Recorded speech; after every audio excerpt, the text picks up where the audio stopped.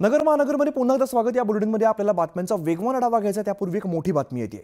शिवसेना उभाटाच्या खासदारांची रात्री उशिरा तातडीची बैठक बोलवण्यात आली आहे।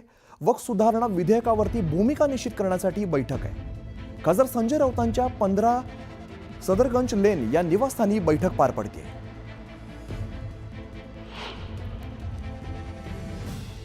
तर शिवसेना उभाटाच्या खासदारांची रात्री उशिरा तातडीची बैठक बोलवण्यात आली आहे। वक्फ सुधारणा विधेयकावरती भूमिका निश्चित करण्यासाठी बैठक आहे। संजय राऊतांच्या निवासस्थानी ही बैठक पार पडते। प्रशांत रामदास आमचे प्रतिनिधी अधिकची माहिती देत आहेत। प्रशांत, नेमकं बैठकीमध्ये कोण कोण उपस्थित असणार आणि बैठकीमध्ये काय चर्चा होईल?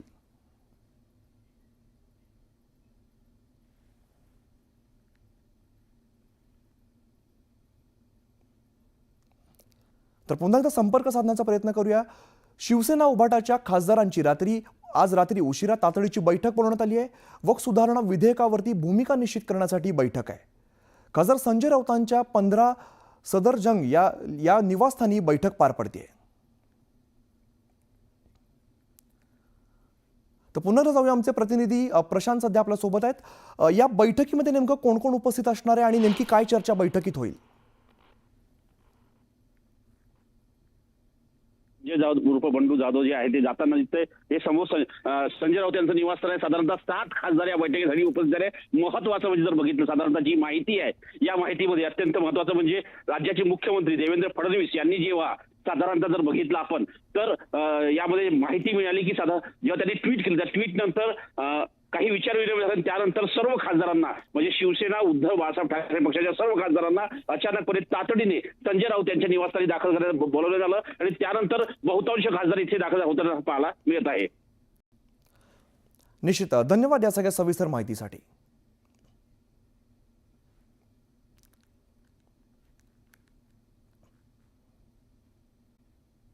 आणि आता एक धक्कादायक बातमी। होणारा नवरा पसंत नसल्यामुळे नवरीनेच गुंडांना 1.5 लाख रुपयांची सुपारी देऊन जीवे मारण्याचा प्रयत्न केल्याची घटना घडली आहे। ही घटना दौंड तालुक्यातील खामगावमध्ये घडलेली आहे आणि या प्रकरणी 5 आरोपींना यवत पोलिसांनी सध्या अटक केली आहे। भावीवर सागर कदम हा एका हॉटेलमध्ये कुक असून सागर आणि मयुरी दांडगे यांचा विवाह होणार होता। मात्र मयुरीला सागर कदम हा पसंत नव्हता, त्यामुळे तिने सागरला जीवे मारण्याची सुपारी 1.5 लाख रुपयांना दिली होती।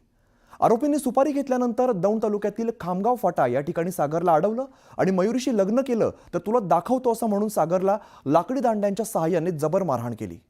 या प्रकरणी वर सागर कदम यांनी यवत पोलीस ठाण्यामध्ये गुन्हा दाखल केलेला आहे आणि यातील 5 आरोपींना अटक करण्यात आली असून भावी वधू मयुरी ही अद्याप फरार आहे।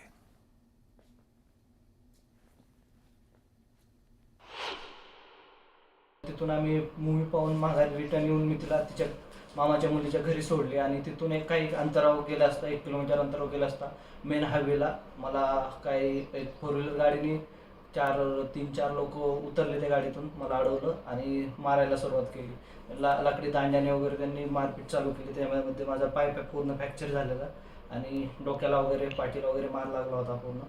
आणि मारत असताना त्या गुंडांनी खूप धमक्या वगैरे दिले, मयुरीशी लग्न वगैरे करू नको, त्या मुलीचं नाव घेऊन तिच्याशी लग्न केलं तर तुला पूर्ण जीवे मारू वगैरे। आणि त्याच्यानंतर मी पूर्ण मारल्याच्या नंतर मी बेशुद्ध अवस्थेत पडलो होतो। हा प्रकार एका मुलीनं तिला लग्नासाठी जो वर आलेला आहे तो तिला आवडत नसल्यामुळे तिला त्याच्याशी लग्न करायचं नसल्यामुळे त्यानं तिला नकार द्यावा यासाठी 1.5 लाख रुपयांची सुपारी देऊन त्या ठिकाणी तिच्या काही साथीदारांना त्या ठिकाणी तिनं पाठवून त्या ठिकाणी त्याला मारहाण करण्याचा प्रयत्न झालेला आहे आणि त्या अनुषंगानं आम्ही गुन्हा दाखल केलेला आहे। राज्यात लवकरच श्री सिद्धिविनायक भाग्यलक्ष्मी योजना राबवण्यात येणार आहे। 8 मार्च 2025 ला जन्मलेल्या मुलींसाठी सिद्धिविनायक मंदिर ट्रस्टने अनोखी योजना सादर केली आहे। राज्य सरकारच्या मान्यतेसाठी ट्रस्टकडून प्रस्ताव सादर करण्यात आलाय। तर 8 मार्चला जन्मलेल्या मुलींच्या नावाने 10,000 रुपयांची FD केली जाणार आहे।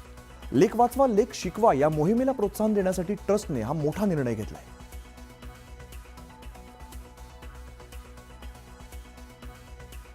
पुढे जाऊया। अखंड महाराष्ट्राचं आराध्य दैवत असलेल्या जेजुरीतील खंडोबाच्या मंदिरामध्ये भंडाऱ्याची मुक्त उधळण केली जाते। भंडारा आणि खोबऱ्याचा प्रसाद चढवला जातो। मोठ्या भक्तिभावाने भाविक भंडारा उधळत असतात। यामुळे संपूर्ण जेजुरी गडावरती भंडाऱ्यात नाहून निघालेला असतो। यामुळे सोन्याची जेजुरी असं देखील म्हटलं जातं। मात्र आता जेजुरीवरील भंडाऱ्यामध्ये भेसळ असल्याचा धक्कादायक आरोप करण्यात येतो। जेजुरी गडावरील भेसळयुक्त भंडाऱ्यामुळे भाविकांच्या आरोग्याचा प्रश्न निर्माण झालाय.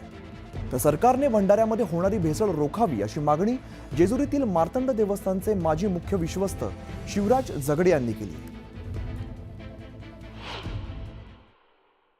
परंतु गेल्या काही वर्षापासून या हळदीला म्हणजेच भंडाऱ्याला भेसळीचं ग्रहण लागल्याचं दिसून येतं.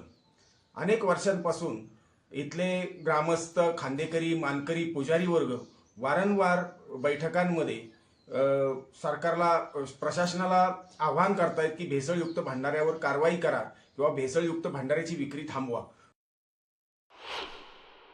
त्या हवेत जाऊन समोरची गावं असतील यांच्यावरही काही परिणाम होतो का म्हणून ह्यांच्या शंकेप्रमाणे आपण एक तपास करणं, एक तर कॉस्मेटिक म्हणा किंवा आपण त्याला फूड म्हणूनही गणलं जातं का आपण प्रत्येक डाळीत म्हणा, भाजीत म्हणा हळद टाकतो, तर नेमकं काय आहे ते बघू आपण.